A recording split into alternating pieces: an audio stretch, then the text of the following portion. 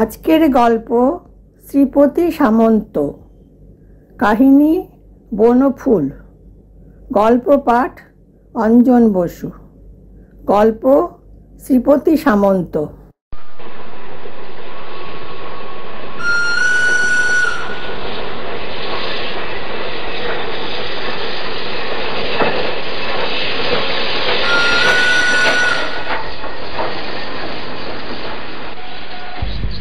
ট্রেনে অসম্ভব ভিড়।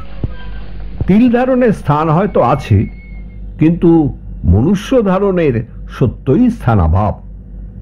তৃতীয় শ্রেণীতে লোক ঝুলিতেছে, মধ্যম শ্রেণীতে গাদাগাদি, এমনকি দ্বিতীয় শ্রেণীরও সমস্ত বার্থগুলি অধিকৃত। কেবল প্রথম শ্রেণীটি খালি বলা চলে। সেখানেও সাহেবী পোশাক পরিহিত একটি ভদ্রলোক বসিয়া আছেন। একটি স্টেশনে গাড়ি থামিয়েছে। রাত্রি ৮টা হইবে। শ্রীপতি সামন্ত সমস্ত প্ল্যাটফর্মময় ছুটাছুটি করিয়া বেড়াইলেন, কোথাও উঠিতে পর্যন্ত পারিলেন না। অথচ তিনি দৃঢ় প্রতিজ্ঞ যে ঘুমাইয়া যাইবেন। টিকিট তৃতীয় শ্রেণীর। সকলে নেপোলিয়ন নহেন, সামন্ত মহাশয় তো নহেনই। সুতরাং তাহার দ্বারা এ অসম্ভব সম্ভব হইল না। বার কয়েক ছুটাছুটি করিয়া অদ্যই ট্রেন যোগে তৃতীয় শ্রেণীতে ঘুমাইয়া ঘুমাইয়া কলিকাতা যাওয়ার আশা সামন্ত মহাশয়কে অবশেষে ছাড়িতে হইল। কিন্তু অদ্য তাহার নিদ্রার নিতান্ত প্রয়োজন। বিগত ৩ রাত্রি মোটে ঘুম হয় নাই। সর্বেশ্বর বাবুর নাতিনীটির বিবাহের গোলমালে 2 রাত্রি তিনি চোখে পাতায় করিতে পারেন নাই। কাল তো অসহ্য গরম গিয়াছে। লোকে পাখা নাড়িবে না ঘুমাইবে? স্থলমান চশমাটা সামলাইয়া সামন্ত মহাশয় সহসা কুলিটাকে বলিলেন, ওরে দাঁড়া। শ্রীপতি সামন্ত নেপোলিয়ন নহেন তাহা ঠিক, কিন্তু তিনি স্বর্গীয় শ্রীদাম সামন্তের কীর্তিমান পুত্র। যে শ্রীদাম সামন্তের প্রতিভার গুণগান এখনো ছেলে বুড়ো সকলেই করিয়া থাকে। শ্রীপতি সামন্ত থমকিয়া দাঁড়াইয়া গেলেন। বিদ্যুৎ চমকের মতো একটা বুদ্ধি মাথায় খেলিয়া গেল। গার্ডের সহিত কথোপকথন নিরত, কাপড় কোট টুপি পরিহিত ছোটবাবুর নিকট হাত কচলাইতে কচলাইতে সামন্ত মহাশয় বলিলেন, ট্রেনে তো আজ চড়াই দায়। হুজুর, যদি অনুমতি করেন এই 1-5টায় আমি চড়ে পড়ি। বলিয়া সামন্ত মহাশয় প্রথম শ্রেণীর সংলগ্ন ভৃত্যের কামরাটির দিকে অঙ্গুলি নির্দেশ করিলেন। স্টেশনের ছোটবাবুটি এই নিতান্ত ভারতীয় বৃদ্ধের স্পর্ধায় প্রথমে হতভম্ব হইয়া পরে অনুকম্পান্বিত হইলেন। ভাবিলেন, মূর্খ লোক, হয়তো বুঝতে পারেন নাই। তাই বলিলেন, ওটা যে ফার্স্ট ক্লাস গো। ফার্স্ট ক্লাস চেনেন না এতটা মূর্খ অবশ্য সামন্ত মহাশয় নহেন। তিনি বিনীতভাবে আবার বলিলেন, আগে ওটাতে নয়, এইটের কথা আমি বলছি। এটাতে তো গদি মদি কিছুই নাই। যদি হুজুর দয়া করেন, আমি বুড়া মানুষ, গরিব লোক, আমার শরীরটাও খারাপ। বিশ্বাস করুন হুজুর, 3 রাত্রি ঘুম হয় নাই। প্রথম শ্রেণীর যাত্রীটি জানালা দিয়া মুখ বাহির করিয়াছিলেন। তাহার মুখের এক প্রান্ত হইতে একটি ধূমায়মান পাইপ ঝুলিতেছিল। সামন্ত ছোটবাবু সংবাদ তিনি উপভোগ করিতেছিলেন। সামন্ত মহাশয়ের বাহার দৃশ্য অবশ্য মনোহর নয়। পরনে একটি আদাময়লা থান, খালি গা, পায়ে ধুলি ধূসরিত এক জোড়া দিশি মুচির তৈয়ারি চটি, চোখে তির্যকভাবে বসানো কাঁচ ফাটা চশমার ফ্রেম নিকেলের, এবং তাহার ডান দিকের ডান্ডাটা নাই, সেদিকে সুতা বাঁধা। সামন্ত মহাশয়ের ঘাটটি ঈষৎ বাঁকা, চক্ষু 2টি রক্তাভ, চোখের পাতা নাই। চোখ 2টি দেখিলে কিন্তু লোকটির প্রতি শ্রদ্ধা হয়। লোল চর্ম, নীলম মুখখানি বিনয়ে গদগদ, মাথায় টাক, বর্ণ নাতি ফর্সা কালো, হাতে থেলো হুঁকা। ছোটবাবু বলিলেন, এই সাহেবকে বলো, ওরই চাকরের জন্যে ও কামরাটা আলাদা করা আছে।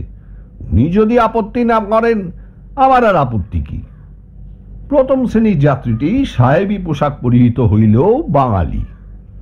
কিন্তু মাথা নাড়িয়া পাইপ চিবাইয়া তিনি উত্তর দিলেন, that can't be, I can't allow. সামন্ত মহাশয় করজোড়ে বলিলেন, আমিও তো হুজুরের চাকুরি, চাকর ছাড়া আর কি, অনুমতি যদি করেন দয়া করে। এই বৃদ্ধের সহিত বাগবিতণ্ডা করিয়া সময় নষ্ট করিতে সাহেবের আর প্রবৃত্তি হইল না। তিনি সপাইপ মুন্ড ভিতরে টানিয়া লইয়া ইলেকট্রিক পাখাটা ফুল ফোর্সে খুলিয়া দিলেন।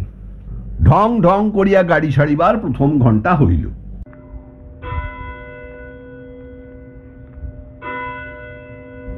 সামন্ত মহাশয় অসহায়ভাবে আর একবার তৃতীয় শ্রেণীগুলির দিকে চাহিলেন।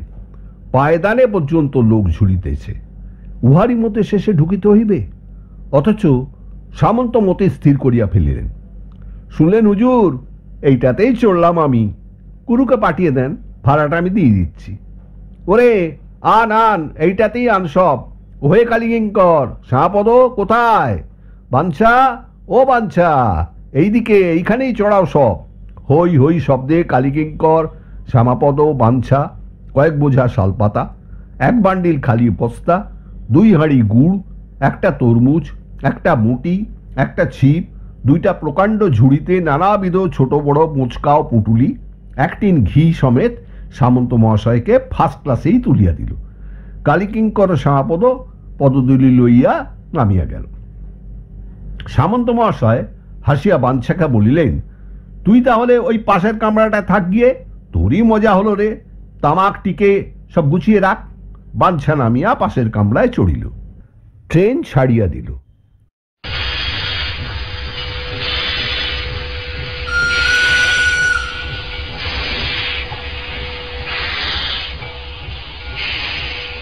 ফেলো হুকাটায় একটা টান দিয়া ঘড়ঘড়ামান কপটাকে সশব্দে বাহিরে নিক্ষেপ করিয়া সামন্ত মহাশয় সাহেবকে লক্ষ্য করিয়া বলিলেন, ঘুমটা হওয়া আজ নিতান্ত প্রয়োজন হুজুর। কাল সকালে মাথাটা ঠিক রাখা দরকার, অনেক টাকার কেনা বেচা করতে হবে। যথা সময়ে গুম্ফুসুশ্রু সমন্বিত পাঞ্জাবি ক্রু আসিয়া দর্শন দিলেন ও ভাড়া চাহিলেন। সামন্ত মহাশয় বেঞ্চির উপর উবু হইয়া ক্রুর দিকে ঈষৎ পিছু ফিরিয়া বসিয়া কোমর হইতে এক সুদীর্ঘ গেজে বাহির করিয়া বেঞ্চির উপর সেটি উজাড় করিয়া ঢালিলেন এবং ক্রুর নির্দেশ মতো নিজের যাবতীয় জিনিসপত্রের ভাড়া চুকাইয়া দিয়া সরসিদ গেজেটি পুনরায় কটিবন্ধ করিলেন। যদি কেহ গুনিয়া দেখিতে পাইত, সামন্ত মহাশয়ের গেজেতে খুচরো টাকা ছাড়া 10,000 টাকার নোটই রহিয়াছে। তারপর পাঞ্জাবি ক্রু বাঙালি সাহেবটির দিকে ফিরিয়া বলিলেন, your ticket please, my ticket is in my suitcase, please take my word for it, I can't punch your word, my duty is to punch tickets. অবশেষে দেখা গেল বাঙালি সাহেবটির নিকট দিয়াশলাই পাইপটি ও একটি সিনেমা সাপ্তাহিক ছাড়া আর কিছুই নাই। বচসা বাতিল। বিশুদ্ধ ইংরাজিতে বেশিক্ষণ বচসা চালানো শক্ত, সুতরাং উভয়ই রাষ্ট্রভাষা হিন্দির শরণাপন্ন হইলেন। সামন্ত মহাশয়ের একটু তন্দ্রা আসিয়াছিল, ভাঙিয়া গেল। তিনি উঠিয়া বসিলেন। এই আবার কি ফ্যাসাদ উপস্থিত হইল? ঘুমাইতে আর দিবে না দেখিতেছি। ভগবান বিরূপ হইলে কাহার বাবার শব্দ ঘুমায়? দুর্গা, শ্রীহরি। সামন্ত মহাশয় সশব্দে বিজৃম্ভণ করিলেন। সহসা সামন্ত মহাশয়ের কানে গেল, কুরু যেন সাহেবটিকে বলিতেছে যে বাঙালি বাবুদের সে ভালো করিয়াই চেনে। সুতরাং সামন্ত মহাশয়ের চুলহীন ভ্রুযুগল কুঞ্চিত হইল। তিনি আবার উবু হইয়া বসিয়া কোমর হইতে গেঁজে বাহির করিলেন। ও কুরু মহাশয়, বাজে কথার কচকচিতে আর কাজ কি? কটা টাকা লাগবে বলুন, আমিই দিয়ে দিই। ঘুমটা আমার হওয়া আজ নিতান্তই দরকার, যাহা 52 তাহা 53। সাহেব ও ক্রু উভয় বিস্মিত হইলেন। বলে কি? সামন্ত মহাশয় কিন্তু সমস্ত ভাড়াটা মিটাইয়া দিলেন ও সাহেবকে বলিলেন, আপনিও তো হুজুর কলকাতায় যাচ্ছেন, আমার গদিতে টাকা জমা দেবেন সুবিধে মতো। তারপর ক্রুর দিকে ফিরিয়া মাথা ঝাঁকিয়া সামন্ত মহাশয় রাষ্ট্রভাষায় বলিলেন, কটা বাঙালি আপ দেখা হ্যায়, জাত তুলকে গালাগালি দেওয়া কোন দেশি ভদ্রতা রে বাপু? দুর্গা শ্রীহরি, দুর্গা শ্রীহরি, দুর্গা শ্রীহরি। সামন্ত মহাশয় আবার বেঞ্চে লম্বমান হইলেন। বাঙালি সাহেবটি সামন্ত মহাশয়ের গদিতে টাকাটা ফেরত দিয়াছিলেন কিনা জানি না, কিন্তু সমস্ত পথটা তিনি আর পাইপ ধরাইতে সাহস করিলেন না।